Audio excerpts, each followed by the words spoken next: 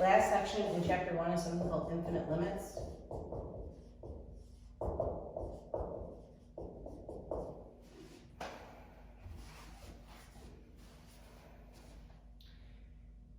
Infinite limits are one-sided limits that occur at asymptotes, where the graph is either increasing or decreasing without bound, and so your answer generally is a positive or a negative infinity. It has to be a one-sided limit. You can never have a normal limit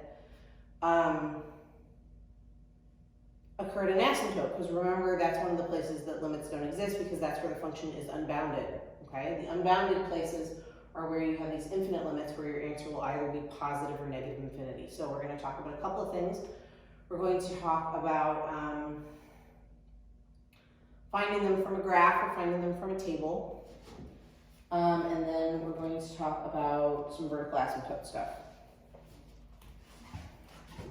So first thing is determining the limit from a graph.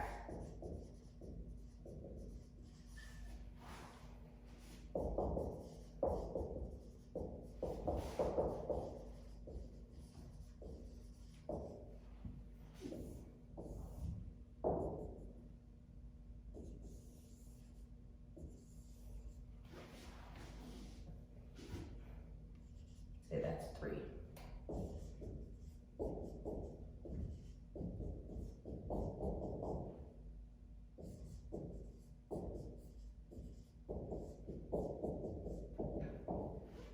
Say you want to determine your right and left-handed limits from a graph. You literally look at the graph with your eyeballs and figure out if it's going up or down. So as you're coming in from the right, it's going up. So that's positive infinity. As you're coming in from the left, it's going down. So that's negative infinity. These are two completely separate problems. Okay? For infinite limits, they tend to just ask you one of them. That's it. Okay? You can also determine them from a table. I'm not going to do a table example. With the table example, what you do is you look at the table, again, with your eyeballs on the calculator, and you see if the numbers are getting to be super positive, in which case it would be positive infinity, or super negative, which would be negative infinity. Please don't overthink this, okay? So, next thing in this section is finding vertical asymptotes. It's nice to make sure that you know how to find vertical asymptotes, because vertical asymptotes are the places where you have infinite limits, okay?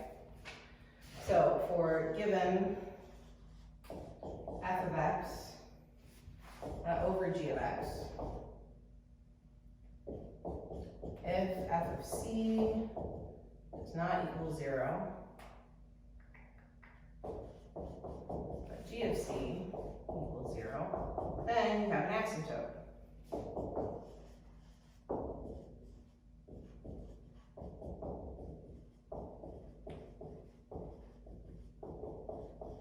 At c. If f of c equals 0 and g of c equals 0, then there's a hole.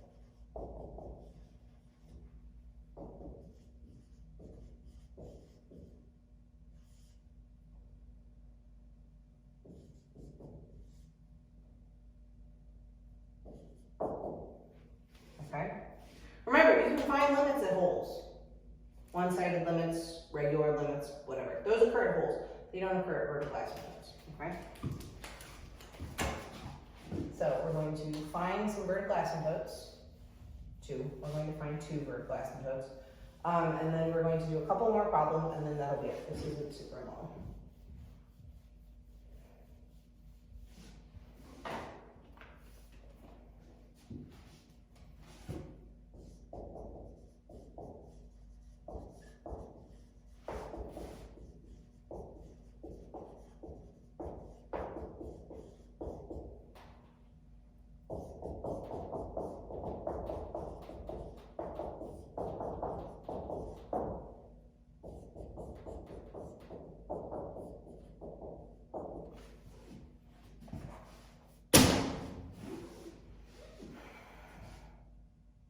so if you are looking for vertical asymptotes, you are looking for where the bottom is 0, but the top is not.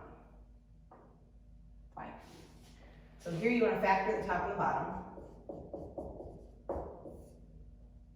So be x squared plus 9, and x squared minus 9, which would be x plus 3, and x minus 3.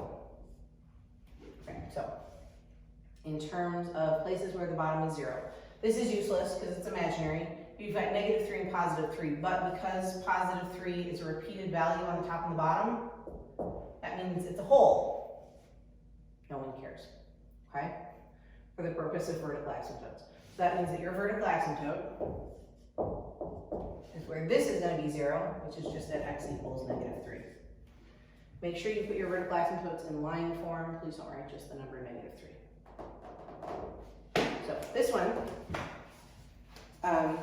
is one from your homework, which I'm now giving you the answer to, so please make sure you get that one right. It's going to be 0 whenever sine of x is 0. So then you want to think about where sine of x is 0, okay? So remember, sine of x is going to be your y coordinate. So it's going to be 0 here and here and here. So 0 and pi and 2 pi. But because they didn't give you any sort of domain that you're looking at, you have to keep going. So now not only is it 0 and pi and 2 pi, it's 3 pi and 4 pi and 5 pi and 6 pi and 7 pi. And you can go the other way and have negative 1 pi and negative 2 pi and negative 3 pi and negative 4 pi and so on and so forth. So your vertical asymptotes at x equals n times pi, where n is any non-zero integer.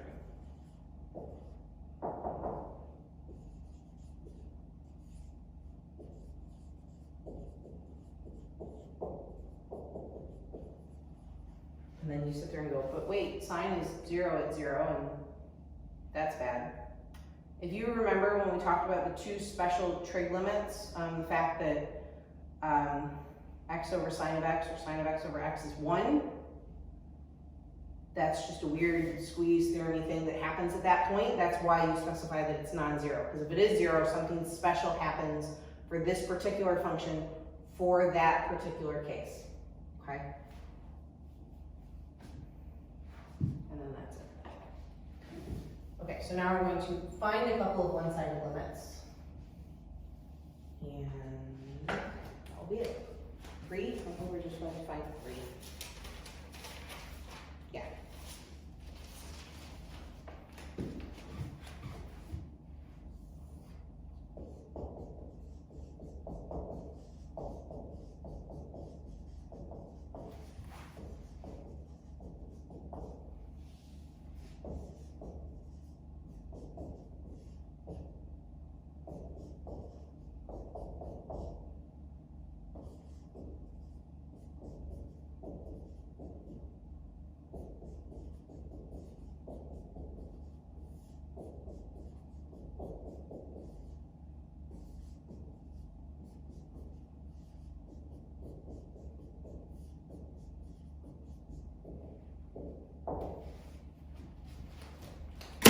Okay, so when you are finding a one-sided limit,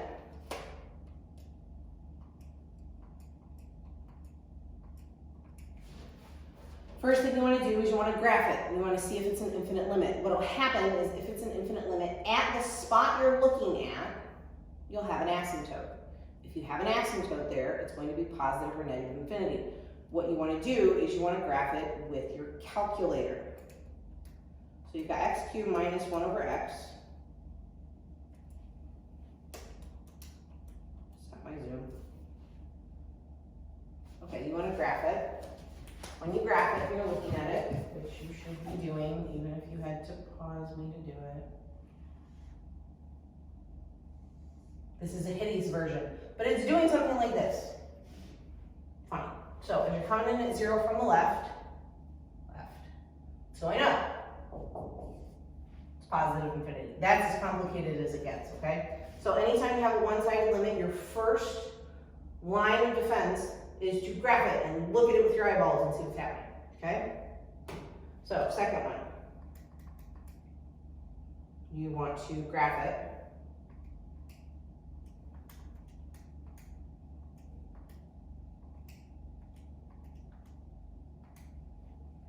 And you want to look at it. Specifically, you're looking at -3. So that one, if you look at it, looks like that. It is doing something at -3. But you can't plug in -3 because you get 0. Okay, so what that means is that you have a hole at -3 instead of an asymptote. So you won't have an infinite limit. You'll have something you can actually find, which is fine. So to do that, you need to factor the top and the bottom and get rid of the hole so that you can plug the number in. So we're still looking for a limit. We're going to factor the top.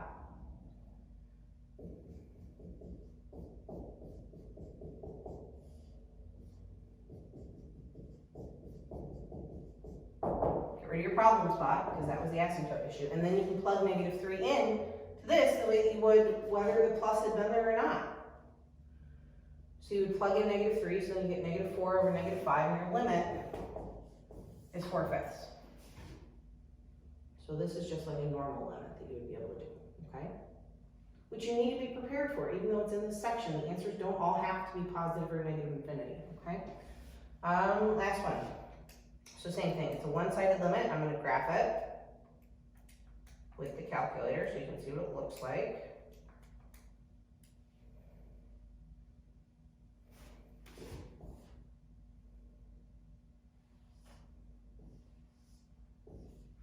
Okay, so I'm looking at +2 here from the right, there, and that's going to be positive infinity. And that's all the more complicated that that one was, okay? So that is it for infinity.